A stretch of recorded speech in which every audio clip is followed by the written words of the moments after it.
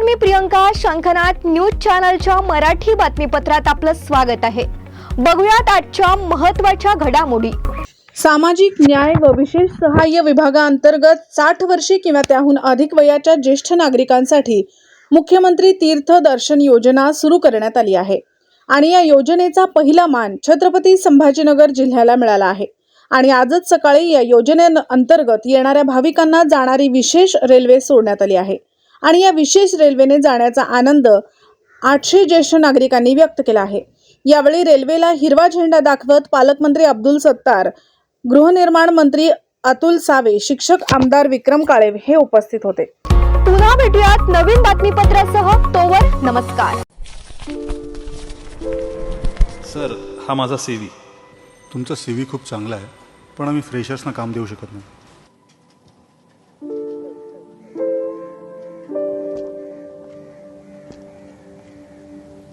आई वडिलांच्या या इच्छा आम्ही कधी पूर्ण करू शकेन का?